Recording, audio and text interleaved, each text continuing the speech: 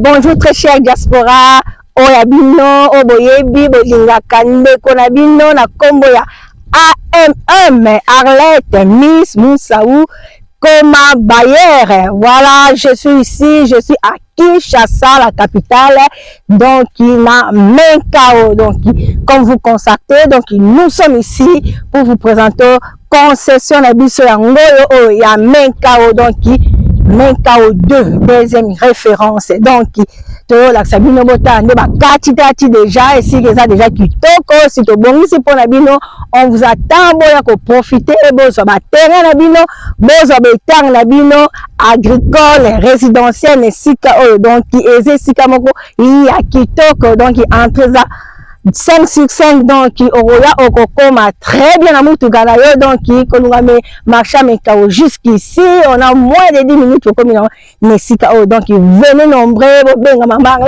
je suis là, je vous attends, hein, venez nombreux, en tout cas, bottine dans la message, donc, je suis bien là à Kinshasa, à Menkao, donc, abonnez-vous, partagez, aimez, donc,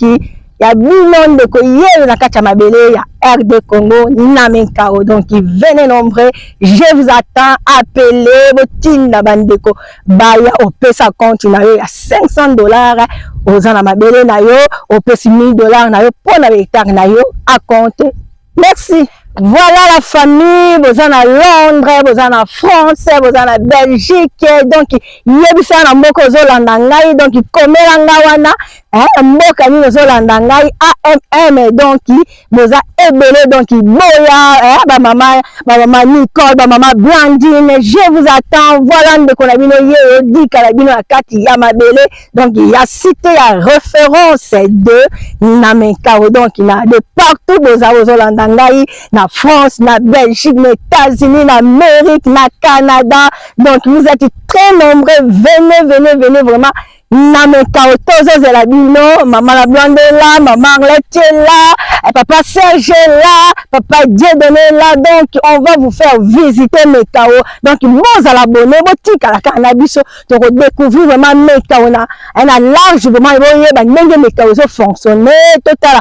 ba ndako se tongami na Menkao, total ndenge Menkao komi, Menkao ya ne passé na ya ne donc vous allez vraiment wana bomona ndenge Menkao ezo développer la vitesse moko ya Lyon, donc il y a vraiment faisez confiance na Oyabino AMM, vous serez jamais déçus par la biso mabe zéro au sombi au lali pongi, donc chez AMM Koma Bayer.